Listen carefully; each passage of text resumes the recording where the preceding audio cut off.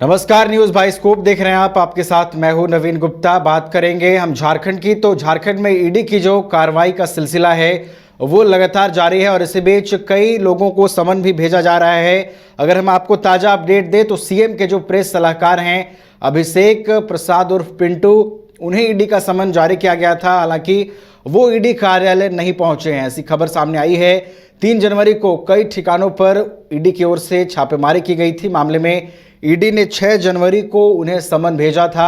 अवैध खनन मामले में ये छापेमारी की गई थी। इस वक्त हमारे साथ संवाददाता नीरज जुड़े हुए हैं। नीरज का रुख करेंगे और इस पूरे मामले पर बातचीत करेंगे। नीरज, अभिषेक प्रसाद और पिंटू जो प्रेस सलाहकार हैं सीएम के, वो नहीं पहुंचे हैं ईडी के समन पर, क्या कुछ पूरी जानकारी है? देखिए, 3 जनवरी को झारखंड, बिहार, पश्चिम बंगाल और राजस्थान के लगभग 1 दर्जन ठिकानों पर ईडी ने अपनी दबिश दी थी। और दबिश देते हुए अभिषेक प्रसाद पिंटू, जो कि मुख्यमंत्री हेमंत सोरेन के प्रेस सलाहकार हैं, उसके साथ साथ साहेबगंज के जो डीसी है रामनिवास यादव और बहुत सारे ऐसे लोग हैं जिनके ठिकानों पर जो है ईडी ने दबिश दी थी और छापेमारी की थी। और उसके बाद कई लोगों को समन जारी किया गया था। लेकिन जिस प्रकार से साहेबगंज के डीसी रामनिवास यादव, उसके बाद विनोद सिंह और अब मुख्यमंत्री हेमंत सोरेन के प्रेस सलाहकार अभिषेक प्रसाद उर्फ पिंटू भी ईडी कार्यालय नहीं पहुंचे हैं। और ये उम्मीद पहले से लगाया जा रहा था कि अभिषेक प्रसाद पिंटू भी प्रेस सलाहकार मुख्यमंत्री हेमंत सोरेन के, और वो भी ईडी कार्यालय नहीं पहुंच सकते हैं। और ये उम्मीद जो है पहले से लगाया जा रहा था। और ठीक उसी तरह का जो है अब जो है नज़रिया देखने को मिल रहा है, नज़ारा देखने को मिल रहा है कि जो प्रेस सलाहकार है मुख्यमंत्री हेमंत सोरेन के अभिषेक प्रसाद पिंटू, वो ईडी कार्यालय नहीं पहुंचे हैं। और देखिए, ये अवैध खनन मामले में जो है उनसे पूछताछ होनी थी और इसी को लेकर जो है ईडी ने अपनी दबिश दी थी और दबिश देते हुए छापेमारी की थी। और उसके बाद कई लोगों को समन जारी किया था और समन जारी करते हुए पूछताछ के लिए बुलाया था। लेकिन पूछताछ में अभी तक जो अगर जानकारी मिल रही है तो लोग नहीं आ रहे हैं, सभी जो है समन को स्किप कर रहे हैं। संभवतः समय की अभिषेक प्रसाद पिंटू की ओर से, क्योंकि अगर बात की जाए पिछले वर्ष की, जहां अवैध खनन मामले में जो है बहुत सारी गिरफ्तारियां हुई थी और उसके बाद भी अभिषेक प्रसाद पिंटू से पूछताछ की गई थी। हालांकि 2 दिन उनसे पूछताछ हुई थी, उसके बाद पूछताछ के बाद उन्हें छोड़ दिया गया था। और कहीं ना कहीं एक बार फिर से उसी मामले में जो है ईडी की छापेमारी चल रही है और छापेमारी करते हुए जो है लगातार कई कागजात जो है वो बरामद किए गए थे। और अगर बात की जाए उस जो छापेमारी के बाद एक प्रेस लिस्ट जो है जारी किया गया था ईडी की ओर से, और उसमें बताया गया था कि किस जगह से जो है कितने रुपए मिले थे। जहां ये बताया गया था कि विभिन्न ठिकानों से लगभग 36,99,000 रुपये बरामद किए गए थे। और जो साहिबगंज के डीसी है रामनिवास यादव, उनके ठिकानों से लगभग 7,25,000 रुपये बरामद किए गए थे। और उसके बाद उन्हें भी समन भेजा गया था, लेकिन वो भी जो है समन पर हाजिर नहीं हुए थे। और विनोद सिंह को भी बुलाया गया था, जो कि एक दिन पहले यानी कि 15 जनवरी को उन्हें ईडी ने समन जारी करते हुए बुलाया था, लेकिन वो भी ईडी कार्यालय नहीं पहुंचे। उनके आवास पर भी कई लाख रुपए जो है बरामद किए गए थे।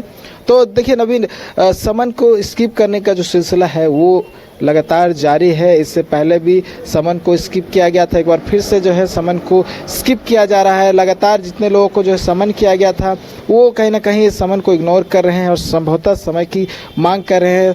हो सकता है कि आने वाले समय में ईडी की ओर से और दूसरा समन जारी करते हुए फिर से बुलाया जाए। तो ये जो तमाम जो है ये एक्टिविटीज नीरज, एक बात गौर करने वाली है। आपने जिक्र किया कि समन को लगातार स्किप करने का सिलसिला जारी है, लेकिन नीरज ये भी ध्यान रखना होगा कि समन भेजने का भी सिलसिला जारी है। अगर हम ईडी की कार्रवाई की बात करें नीरज, तो हजारीबाग में जो मशहूर कोल व्यवसायी हैं, आज अहले सुबह ईडी की टीम उनके घर पहुंचती है और वहां पर भी दबिश दी गई है। इससे पहले भी उनके ठिकानों पर छापेमारी की गई थी। अभी मुख्यमंत्री हेमंत सोरेन को लेटर के माध्यम से समन जारी किया गया था, जिसके बाद मुख्यमंत्री हेमंत सोरेन ने खुद 20 जनवरी का वक्त दिया है कि वो सीएम आवास आकर बयान दर्ज करें। तो समन भले ही स्किप हो रहा हो नीरज, लेकिन कार्रवाई रुक नहीं रहा है। कार्रवाई का सिलसिला जो है वो जारी है। और अब जब प्रेस सलाहकार नहीं पहुंचे हैं हेमंत सोरेन के, तो क्या लगता है आगे क्या स्टैंड हो सकता है ईडी का?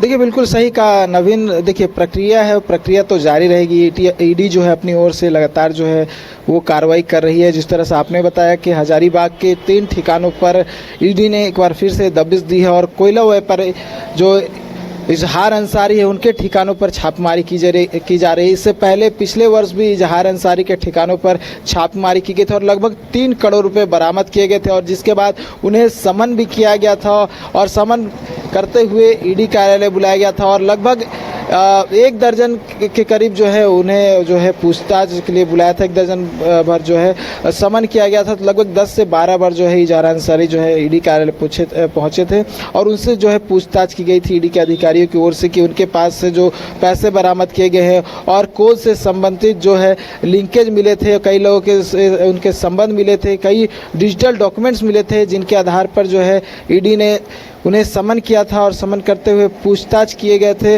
और उसके बाद उन इनपुट्स पे कई और ठिकानों पर जो है छापेमारी की गई थी और कहीं ना कहीं एक कड़ी जोड़ने की प्रयास की गई थी। एक बार फिर से जो है उसी कड़ी को जोड़ते हुए एक बार फिर से हजारीबाग में छापेमारी की जा रही है। संभवतः ईडी को कोई और लिंक मिला हो और या फिर इजहार अंसारी से जुड़ता हुआ कुछ लोग हो या फिर हो सकता है कि कुछ ऐसे डॉक्यूमेंट्स मिले हो ईडी को जिस आधार पर ईडी ने इन ठिकानों पर जो है दबिश दी है, क्योंकि इजहार अंसारी को एक बड़ा कोयला व्यापारी माना जाता है और कई लोगों से उनका करीबी रिश्ता रहा है। तो कहीं ना कहीं उस एंगल से भी ईडी के अधिकारी कहीं ना कहीं इस पूरे मामले को जोड़कर देख रहे हैं। तो ये पूरा मामला जो है वो कोयला व्यापार से जुड़ा हुआ है और इसी को लेकर जो हजारीबाग में है जो छापेमारी चल रही है।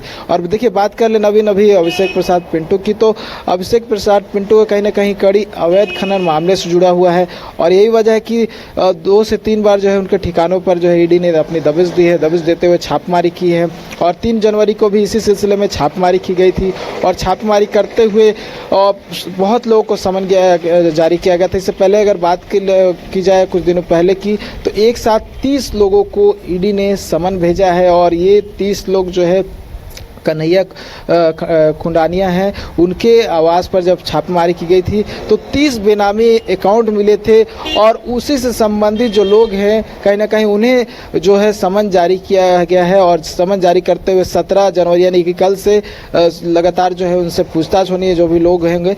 तो ये प्रक्रिया जो है ईडी की जारी है नवीन। अब ऐसे में देखने वाली बात हुई, क्या अभिषेक प्रसाद पिंटू की ओर से कोई समय की मांग की गई है या फिर ईडी की ओर से दूसरा समन जारी करते हुए फिर से उन्हें बुलाया जाता है। बिल्कुल, अब नजरें बनी होंगी कि ईडी का स्टैंड क्या होता है, अभिषेक प्रसाद पिंटू की ओर से क्या कुछ मांग की जाती है, इस पर हमारी नजर बनी रहेगी। फिलहाल हमारे साथ जुड़ने के लिए आपका बहुत बहुत धन्यवाद नीरज और इन तमाम जानकारियों के लिए। तो ईडी की इस कार्रवाई का जो सिलसिला है वो राज्य भर में देखने को मिल रहा है और इसी कड़ी में आज उन्हें पूछताछ के लिए बुलाया गया था जो प्रेस सलाहकार हैं हेमंत सोरेन के। हालांकि वो ईडी कार्यालय पर नहीं पहुंचे हैं। ईडी कार्यालय उन्हें समन जब जारी किया गया था तो वो अब नहीं पहुंचे हैं। हालांकि अब ये देखना दिलचस्प होगा कि क्या वो समय की मांग करते हैं या फिर ईडी की ओर से कुछ एक्शन लिया जाता है।